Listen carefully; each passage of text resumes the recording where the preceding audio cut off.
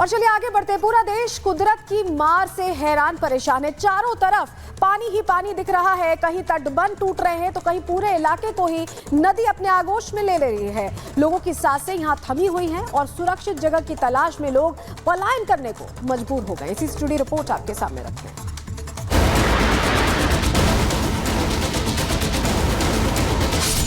आधा हिंदुस्तान मानसून के कब्जे में है। चारों तरफ हाहाकार मचा है। कहीं दुकानें पानी में डूबी दिख रही है, कहीं स्कूल ने जल समाधि ले ली है, कहीं सड़कों पर नाव तैर रही है तो कहीं गांव की जमीनें धीरे धीरे जमीन में समा रही है। जहां देखो वहां तक पानी ही पानी है। लोग परेशान हैं, बेहाल हैं और स्थिति आउट ऑफ कंट्रोल है। ये तस्वीरें हैं राजस्थान के हिंडौन सिटी की, जहां आसमानी आफत का कहर जमीन पर दिख रहा है। इस मंजर को जिसने भी देखा वो खौफ से भर गया। सड़कें दरिया बन चुकी है और दुकानें टापू। पूरे मेन मार्केट जलमग्न है। नदी में दुकानें बनी हैं या फिर दुकानों में नदी का पानी घुस रहा है, पता लगाना मुश्किल है। ऊपर से पैर उखड़ने वाला बहाव लोगों की आफत को और बढ़ा रहा है। मैं इस वक्त मौजूद हूँ हिंडौन में अभी बाढ़ जैसे हालात इसलिए हैं। मेन मार्केट का ये मैं आपको नज़ारा दिखा रहा हूँ और यहाँ पे आधी दुकानें जो हैं वो डूबी हुई हैं।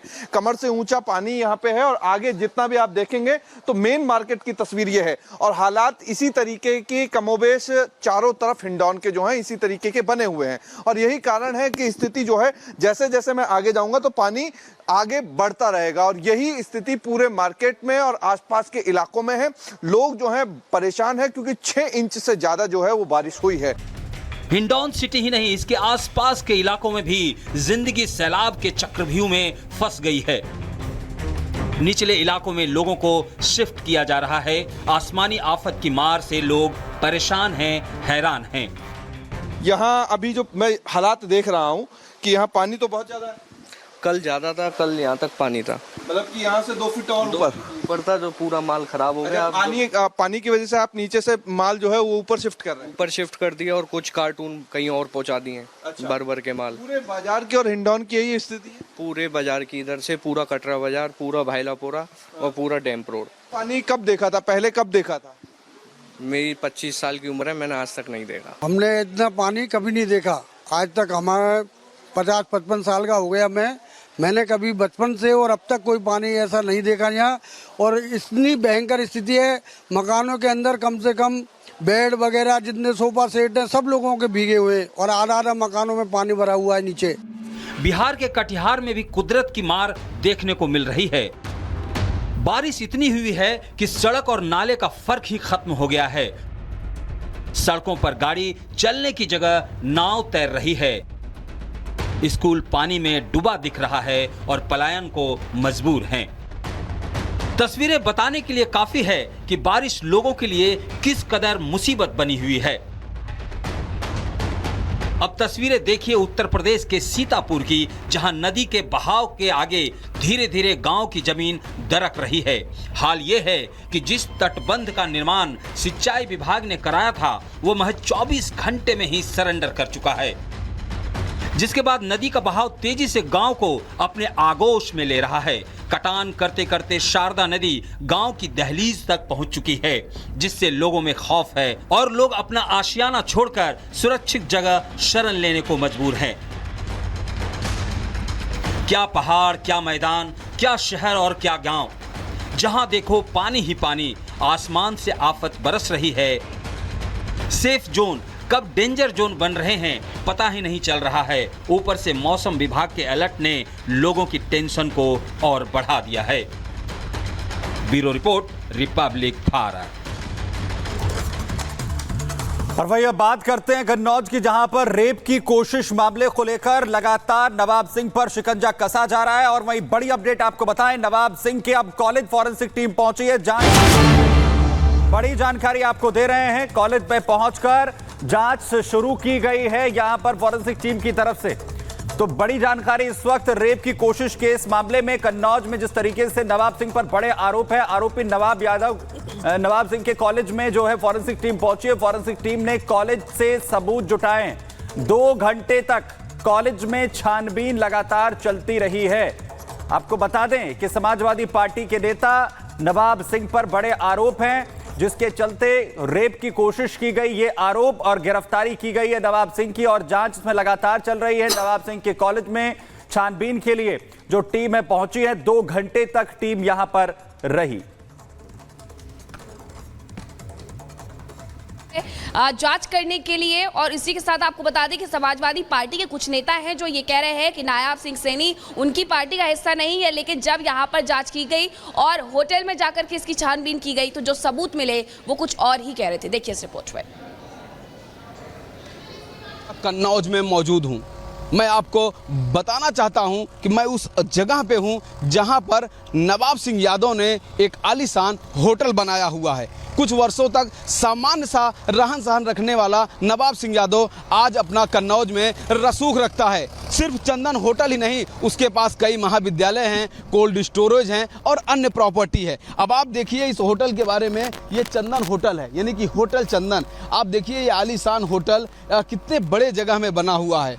होटल तो कई कमरे तो इसमें हैं ही, साथ ही आप इसका फ्रंट देखिए जो मेन सड़क पर है। और यह सड़क जो है ये तिरवा और कन्नौज के बीच का जो ये रास्ता है, कन्नौज सिटी और तिरवा पहुंचने के लिए जो मेन ये 4 लेन की जो सड़क है, उसी सड़क के फ्रंट पर यह आलीशान होटल बना हुआ है। आप देखिए होटल के कुछ अंदर की चीज़ें मैं दिखाने का प्रयास करता हूं कि किस तरह से ये एक बड़ा सा लॉन है, यानी बड़ी से बड़ी यहाँ पर पार्टी हो सकते हैं, बड़े से बड़े यहाँ पर कार्यक्रम भी आयोजित किए जा सकते हैं। और ये कम से कम 3rd या 4th फ्लोर का ये पूरा होटल है। आप देखिए एक बड़ा सा यहाँ पर ये कैंपस भी बना हुआ है, काफ़ी खाली एरिया है। यानी कि अगर यहाँ पर कोई कार्यक्रम हो, कोई पॉलिटिकल कार्यक्रम हो या कोई विवाह शादी का भी कार्यक्रम हो, तो यहाँ पर हजारों लोगों की गैदरिंग आराम से हो सकती है। इतना यहाँ पर है जगह। और पार्किंग के लिए आप समझिए कि बहुत सारी गाड़ियाँ, ये काफ़ी जगह है। यहाँ देखिए फ्रंट पर ये जो सड़क से लगा हुआ ये जगह है, यहाँ पर बहुत सारी गाड़ियाँ भी यहाँ पे पार्क की जा सकती हैं। तो यह जो होटल है यह उसी यादव का है, यानी कि जिसने लड़की के साथ अभद्रता करने की कोशिश की। 1:30 बजे रात सुनसान महाविद्यालय में बुला करके उसके बुआ के साथ नौकरी का झांसा दे करके जब वह गलत करने की कोशिश करता है तो लड़की ने हिम्मत दिखाते हुए पुलिस को। और हमारे साथ हमारे सहयोगी राघवेंद्र सीधे जुड़ रहे हैं, जिनकी रिपोर्ट आप देख रहे थे। राघवेंद्र, आप इस मामले को पूरा फॉलो कर रहे हैं। पहले समाजवादी पार्टी कहती है हमसे कनेक्शन नहीं है, फिर कनेक्शन भी सामने आ जाता है, तस्वीरें भी सामने आ जाती हैं, और ये दूसरा प्रकरण है। अभी जांच किस तरह से आगे बढ़ रही है, अभी बताया गया है कॉलेज पहुंची है जांच टीम, पूरी डिटेल दीजिए। बिल्कुल, देखिए कल फोरेंसिक टीम कॉलेज में गई थी, महाविद्यालय में। मैं भी मौके पर पहुंच गया था और मेरा आमना सामना हुआ उस फोरेंसिक टीम से। मैंने वहां पर पूरा जायजा लिया और फोरेंसिक टीम वहां पर घंटों खड़ी रही, लेकिन वहां पर कोई भी आधिकारिक व्यक्ति चाबी लेकर नहीं आया। यानी कि जो मैनेजर का जो ऑफिस का जो एरिया है जहां पर ये घटना हुई थी वो वहां पर ताला लगा हुआ था। घंटों वेट करती रही वो टीम जो आई थी पुलिस की, कन्नौज पुलिस यानी फोरेंसिक टीम, नमूने कलेक्ट करने के लिए। हाँ, उसको खाली हाथ लौटना पड़ा और मैंने इस चीज को पूरा दिखाया। आज सुबह भोर में यानी पुलिस ने बातचीत किया, पुलिस ने चाबी निकाला, पुलिस ने उस व्यक्ति को बुलाया जिसके हाथ में स्कूल का पूरा इस समय बागडोर होगा। तो भोर में पुलिस वहां पर फिर पुलिस और फोरेंसिक टीम पहुंचती है, वहां पर अपना जो भी है नमूना कलेक्ट करती है, जो आगे इस केस में बहुत सबूत के तौर पे काम देगा। लेकिन सबसे बड़ी बात है वही स्कॉर्पियो, जिस स्कॉर्पियो का मैं जिक्र कर रहा था, वो स्कॉर्पियो फिर बरामद वहीं से मिली है। उसका बाकायदे विजुअल सामने आया है। समाजवादी पार्टी का उसमें झंडा लगा है, अखिलेश यादव का उस पर चेहरा दिख रहा है उस झंडे पर।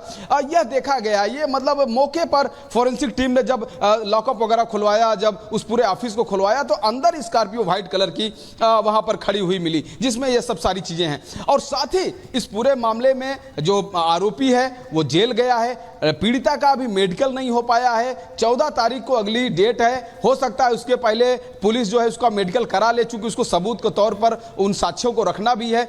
और जो आरोपी है उसका इसी जिस मैं इस वक्त डिस्ट्रिक्ट ये मेडिकल कॉलेज मेडिकल पे खड़ा हूं, यहां पर उसका जो आरोपी है उसका भी यहां पर टेस्ट पहले ही हो गया था जेल जाने से पहले।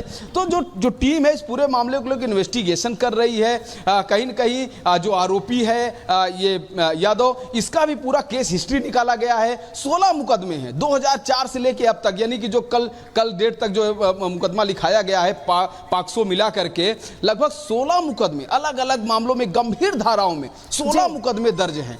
सोचिए इस व्यक्ति के ऊपर, और यह व्यक्ति जो है मिनी मुख्यमंत्री के तौर पर अपना रसूख रखता था। अखिलेश यादव इसको पूरी जिम्मेदारी कन्नौज की सौंपे थे। तो कनेक्शन था, कनेक्शन सामने भी आ गया, लेकिन अब जांच के दायरे में है नवाब सिंह यादव, जांच आगे बढ़ रही है और अगर गलती होगी तो इसमें योगी ने पहले ही क्लियर किया हुआ है कि बख्शा नहीं जाएगा। बहुत शुक्रिया आपका राघवेंद्र, जुड़ने के लिए और जानकारियां देने के लिए। लगातार इस बड़ी खबर पर हम बने हुए हैं और अपडेट आप तक पहुंचा रहे हैं। फिलहाल वक्त हो गया एक छोटे से ब्रेक का, कहीं मत जाइए। ब्रेक के बाद आपको बताएंगे दरिंदगी पर देश भर में कैसे आक्रोश देखने को मिल रहा है, कहां-कहां प्रदर्शन की तस्वीरें आ रही हैं, दिखाएंगे आपको।